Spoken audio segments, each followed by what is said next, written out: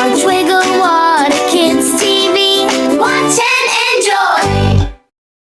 ஒரு காலத்தில் ஒரு சிறிய ஊரில் ஒரு தொப்பி வியாபாரி வாழ்ந்து வந்தார்.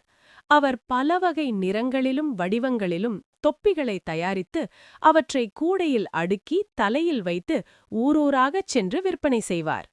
அவர் மிகவும் உழைப்பாளியும் நேர்மையானவரும் ஆவார்.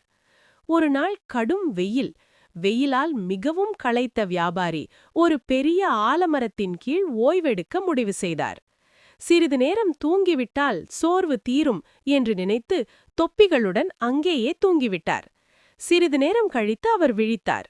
திடீரென்று பக்கத்தில் பார்த்தார். அதிர்ச்சி! தன் தொப்பிகள் ஒன்றுமில்லை. அவர் நாலாபுறமும் தேடினார்.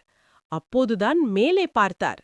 மரத்தின் கிளைகளில் பல குரங்குகள் அமர்ந்து ஒவ்வொருவரும் ஒரு தொப்பியை அணிந்து கொண்டு குதித்து விளையாடிக் கொண்டிருந்தன. வியாபாரிக்கு மிகவும் கவலை. இவையெல்லாம் போய்விட்டால் என் வாழ்க்கை என்ன ஆகும் என்று நினைத்து வருத்தப்பட்டார். குரங்குகளை விரட்ட முயன்றார், கத்தினார். ஆனால் குரங்குகள் அவரைப் போலவே கத்தி மேலும் சிரித்துக்கொண்டே இருந்தன.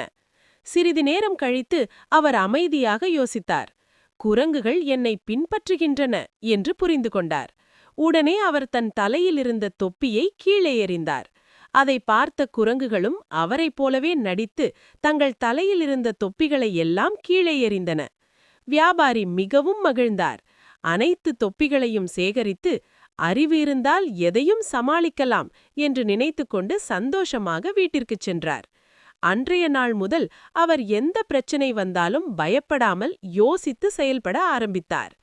கதையின் நீதி: புத்திசாலித்தனமும் அமைதியும் இருந்தால் பெரிய பிரச்சனைகளும் எளிதில் தீரும்.